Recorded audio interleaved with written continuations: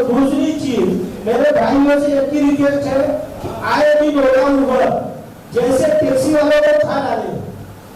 Taxi वालों को क्या दशा है, वो एक ही चीज बोलते हैं, जो यूनियन ओला उबर को भगाएगा मैं उसके साथ हूँ, क्योंकि ना कोई भगाने वाला है और आज उनका एक एक हफ्ते तक चाबी लेके आते हैं, वो नहीं होती टैक्सी वालों की। और आज जो ओला उबर में लगे हुए हैं, शुरू में ओला उबर ने ज्वाइन किया तो उनको स्कीम दे रहा था, इतना टीम के ऊपर इतना पैसा, तो लोग जुटते गए। और आज जो ओला उबर में 4 व्हीलर डाले हैं उनकी भी हालत खराब है और टैक्सी वालों को तो खराबी है। जैसे टैक्सी वालों को ओला उबर और प्राइवेट एग्रीगेटर ने जैसे खत्म किया है, वैसे अभी ये ओला उबर ने अभी रिक्शा वालों के ऊपर ध्यान दिया हुआ, और मुझे लगता है कि परिसंवाद होना बहुत जरूरी है, और इसकी वजह से आप लोगों को मैंने यहाँ पर बुलाया। बड़े कोरोना के बाद बहुत दिनों के बाद आप लोगों से मिलना हुआ, और मुझे लगता है कि ये कार्यक्रम नहीं है तो एक परिसंवाद है। और मुझे लगता है मैंने खास करके सिर्फ रिक्शा वालों को यहाँ पर मैंने बुलाया है। पहला सेशन हमारा रिक्शा चालक और मालिकों के साथ में हमारा परिसंवाद है।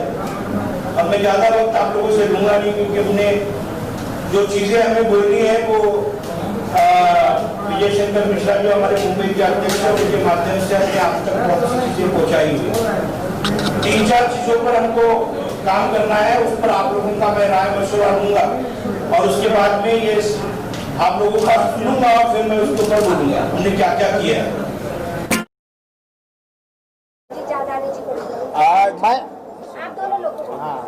आज कोरोना काल में बोले तो रिक्शा वाले की मदद करने के लिए कोई नहीं आया आगे, और हमारे यूनियन के जो धड़क यूनियन के अभिजीत राणे जी है वो हमें कुछ राशन दिए रिक्शा वाले लोगों को देने के लिए। उसमें मैं और हमारे रिक्शा बोले तो मैं रिक्शा जयकोच यूनियन का अध्यक्ष हूँ, मैं और मेरे रिक्शा चालक सब मिल के, हमारे रिक्शा वाले विरार तक रहते थे, वो हमारे सब रिक्शा वाले कार्यकर्ता कुछ मिल के वहाँ जो मेंबर हमारे विरार में रहते थे, विरार तक हमने अभिजीत राणे का दिया हुआ राशन हम लोगों ने वहाँ तक पहुँचाया है। मैं धड़क यूनियन का शुक्रगुजार हूँ कि हमारे राणे साहब ने जो काम किया कोरोना काल में, यहाँ की सरकार भी ने वैसा काम नहीं किया। जो रिक्शा वालों को हर चीज़ की मतलब क्या है, कोरोना काल में पैसे के से लेके राशन की समस्या को राणे साहब ने हल किया, सबको दिया, और मैं ले जाके सबको मतलब कोरोना काल में लेके सब हमारे मतलब रिक्शा वाले भाइयों को मैं जाके वितरित किया। इसके लिए मैं उनका हार्दिक अभिनंदन करता हूं, और सोचता हूं कि ऐसे धड़क यूनियन बम्बई में अगर कहीं ज़्यादा से ज़्यादा में अपना विकास करें तो बहुत अच्छा है, क्योंकि कोरोना काल में हम लोग का मदद करने के लिए कोई आगे आया नहीं, रिक्शा चालकों के लिए कभी कोई पूछा नहीं। मैं न्यूज़ में सुनता था कि भाई चलो दिल्ली में है, वहाँ की सरकार रिक्शा वालों को 5-5 हज़ार रुपये का मतलब दे रही है, लेकिन यहाँ की सरकार हमारे रिक्शा भाइयों के लिए उनकी क्या हालत है, वो कैसे जी रहे हैं, इसके बारे में यहाँ की सरकार ने कभी सोचा नहीं। मैं यही चाहता हूँ कि भाई अभी भी समय है, सरकार कुछ इसके बारे में सोचे।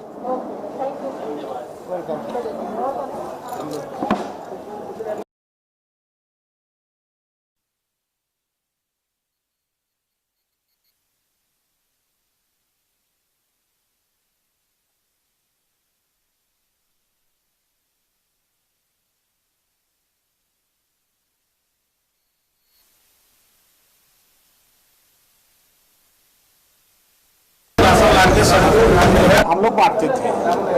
अभी उस समय का समय जो ऐसा था, लोगों को पास खाने के लिए कुछ भी नहीं था, मगर जो ये अभी राणे साहब ने जो दिया था ये चीज़ को, उससे तो बहुत लोगों को बहुत ही समझो कि फायदा हुआ। कम जो है नहीं कुछ तो 10-15 दिन खाने के लिए तो कम हो गया था। सर आप क्या कहेंगे?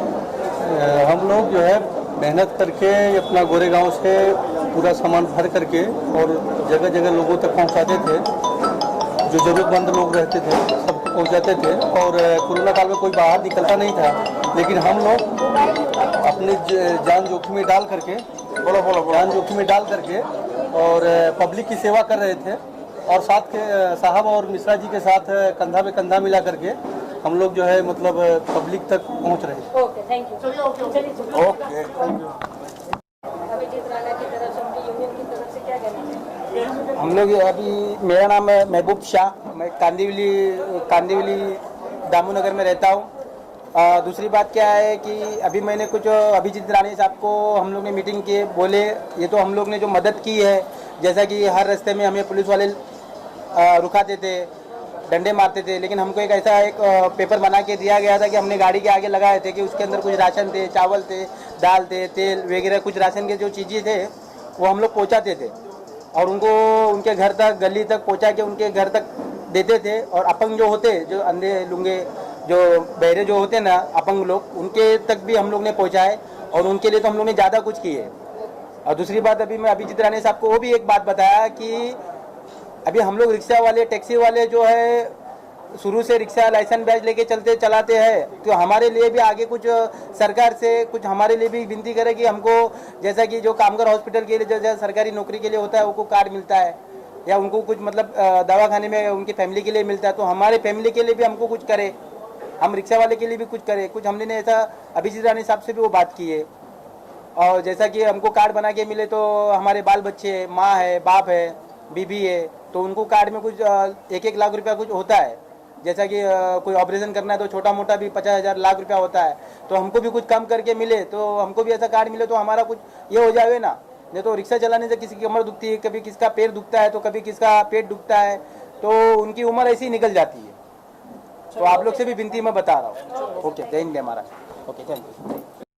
उन लोगों के साथ मिलकर आपने लोगों की मदद की, तो आज उन लोगों को आपने इस मंच पर सम्मानित किया है, किस तरह से ये आपने सोचा है कि हमें उन्हें सम्मानित करके उन्हें प्रोत्साहित करना चाहिए? लोगों को मदद करना, और मैं मूल रूप से आज जो कम्युनिटी को लीड करता हूँ, जो कामगार वर्ग है, उस कामगार वर्ग के जो रिक्शा चालक और मालक, एक शोषित पीड़ित वर्ग था उस समय का, उसमें धड़क ऑटो रिक्शा चालक मालक संगठन जो है, जो मुंबई शहर में लगभग 40,000 से अधिक रिक्शा वालों का नेतृत्व करता है, और बहुत कठिन समय से ये रिक्शा चालक मालक उस वक्त में गुजर रहे थे।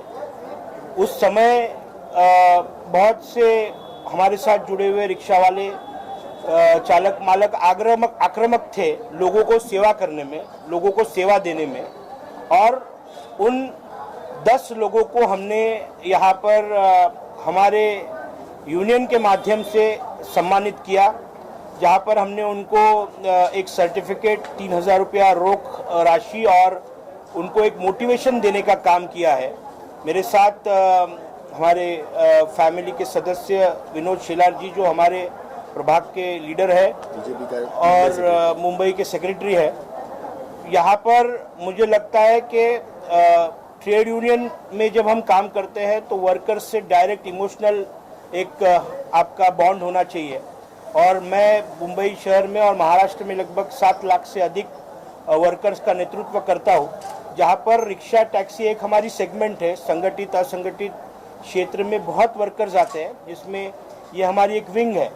और आज रिक्शा वालों का भाड़ा बढ़ाने का एक पहल सरकार ने एक अच्छा कदम उठाया है, मगर आज इस बात को भी लगभग 3 महीने हो चुके हैं। मुझे लगता है, मुझे विश्वास है कि महाराष्ट्र के पर्यावरण ट्रांसपोर्ट मिनिस्टर 2 रुपया बढ़ाने के लिए वो बहुत ही वॉज वेरी पॉजिटिव, मगर बहुत से संगठनों ने उस पर विरोध किया है। जो संगठना रिक्शा वालों के हित में विरोध में जाएगी, उसको धड़क कामगार यूनियन अपने स्टाइल से उसको जवाब देगी निश्चित तौर पर। और अनेक मुद्दों पर हमने चर्चा की है। बहुत से रिक्शा वाले आज ओला उबेर के जैसे डिवाइस यूज़ कर रहे हैं, और ओला उबेर रेगुलर रिक्शा, जब आप रेगुलर रिक्शा में जाते हो तो वहाँ पर अगर आपका फेयर 200 रुपया होता है तो ओला उबेर आपको 150 रुपये में जाते हैं। तो ऑटोमेटिकली जो कस्टमर होता है वो जो सस्ता मिलता है उसको प्रेफर करता है। तो हमारी मांग है कि अगर आप ओला उबेर से जाते हो तो जिन रिक्शा वालों को ओला उबेर का डिवाइस यूज़ करना है तो आप ओला उबेर का ही डिवाइस यूज़ कीजिएगा। जिनको रिक्शा का रेट कार्ड चलाना है वो रेट कार्ड चलाएंगे, और इस पर एक बहुत बड़ा हम आंदोलन पुकारने वाले हैं। आज उस पर हमने चर्चा की। तो जिस तरह से आप ये लोगों के लिए कार्य कर रहे हैं, लोग अवार्ड देके लोग हर किसी को सम्मानित करते हैं, लेकिन इसमें आपने जो धनराशि ऐड कर दी है, तो क्या लगता है धनराशि हर किसी को ऐड करना चाहिए कि अवार्ड के साथ साथ उन्हें और भी मदद मिल सके? नहीं, मुझे लगता है धनराशि एक मोटिवेशन होता है, पैसा कोई मायने नहीं रखता, उनको एक मोटिवेशन, उनको एक प्रोजेक्शन, और जो बाकी के लोग हैं उनको भी ऐसा लगता है कि अगले साल हम भी इसके एक इनाम के हकदार होंगे। सर, जिस तरीके से आप बोल रहे हैं कि जो पैसे बढ़ने वाले हैं, इसका आमतौर पे लोगों पर इफेक्ट पड़ेगा? नहीं, मुझे लगता है कोरोना सब लोगों पर इफेक्ट हुआ है, तो जिस वर्ग को मैं लीड करता हूँ उनके बारे में बोलना मेरा काम है। जैसे कि कोविड वैक्सीन भी आ चुकी है अभी, तो आपके लिए क्या होगा कि आपकी जो निश्चित तौर पर आज ही केंद्र आरोग्य मंत्री ने अनाउंस किया है कि कोविड के जितने भी वैक्सीन है वो फ्री ऑफ कॉस्ट मिलने वाले हैं। सबको नहीं मिलेंगे, खाली फर्स्ट फेज में मिलने वाले हैं। नहीं, इट इज अ ब्लैंक, नहीं, इट इज ओपन, आज सबको मिलेगा, सबको नहीं, सबको बोला हुआ। विनोद जी, आप क्या कहना चाहेंगे जिस तरह से धड़क कामगार यूनियन लोगों के लिए, जरूरतमंद लोगों के लिए कार्य कर रहे हैं, आप किस तरह देखते हैं? और जिन लोगों ने कोरोना काल में काम किया उन्हें आज यहाँ सम्मानित किया गया, आपने अपने हाथों से अवार्ड दिए, क्या कहना चाहेंगे, क्या फील करते हैं? देखिए, धड़क यूनियन का नाम ही धड़क है, तो उनका काम में भी धड़क होती है, और यूनियन यानी लोगों को साथ में रखना, साथ में आगे बढ़ाना, इसका ही नाम यूनियन है। और संकट के समय कोरोना में पूरी दुनिया जल रही थी, तब मुझे लगता है धड़क यूनियन के सभी जो मेंबर्स है वो लोगों को अपने मंजिल तक लेके जाने का काम कर रहे थे। ये बहुत बड़ी बात है, जब लोग घर से बाहर नहीं निकल रहे थे, बसेस बंद थी, ट्रेन बंद थी, उस वक्त हमारे रिक्शा वाले लोगों को अपने मंजिल तक लेके जा रहे थे। तो ऐसे लोग जो ऐसे संकट के समय लोगों के लिए आते हैं, उनकी पीठ थपथपानी चाहिए, उनको मोटिवेट करना चाहिए।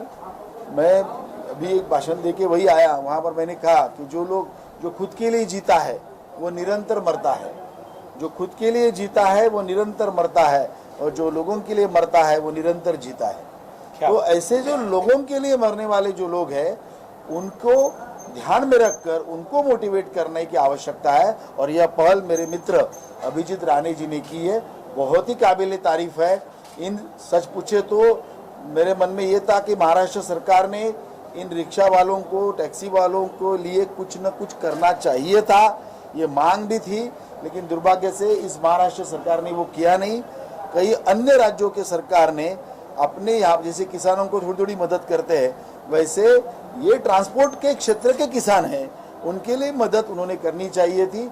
लेकिन मुझे लगता है आने वाले दिनों में इस विषय को अभिजीत जी लेंगे, हम उनका समर्थन करेंगे। तो विनोद जी, आपने कहा कि महाराष्ट्र सरकार ने ऑटो रिक्शा चालकों की मदद नहीं की है, मतलब बाकी लोगों की मदद लगता है आपको की है, खाली रिक्शा चालकों की मदद नहीं की है? नहीं, वैसे कोविड के बारे में महाराष्ट्र सरकार ने जिस तरह इस विषय को हैंडल किया, मेरी बहुत सारी शिकायतें, लेकिन ये प्लेटफॉर्म नहीं है, ये प्लेटफॉर्म सिर्फ यूनियन के लेवल तक है। नहीं तो महाराष्ट्र में कोविड इस लेवल तक बढ़ता नहीं था जिस लेवल पे बढ़ा है, और मुझे लगता है थोड़ा इसको हैंडल करने में थोड़ी कामयाबी नहीं मिली है इनको। बहुत सारे फ्लॉस थे, अनाज बिनाज भी वक्त पे लोगों को मिला नहीं, आईसीयू मिलने चाहिए थे तब मिल नहीं रहे थे, एडमिशन्स मिल नहीं रहे थे।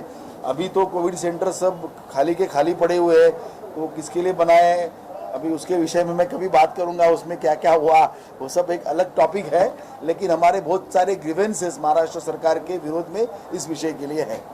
आप क्या कहना चाहेंगे कि जिस तरह से धड़क कामगार यूनियन द्वारा पहले तो लोगों की मदद की गई, लेकिन उस दौरान जिन लोगों ने काम किया उन्हें सम्मानित किया जा रहा है, आप क्या कहना चाहेंगे? जरूरत था ये बात की, आज कोरोना के तरफ में देखते हुए बहुत लोग परेशान था, आज कोई भी ट्रैफिक नहीं था, जाने के लिए कोई भी रास्ता नहीं था, तभी जिस लोगों ने काम किया है उसको सम्मानित करना, ये तो अपना यूनियन का प्रतिनिधित्व करते हमारा काम ही है।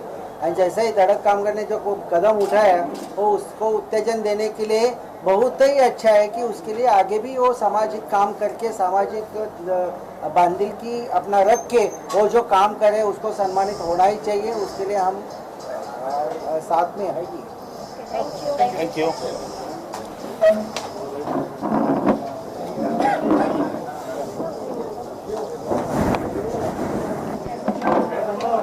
Thank you.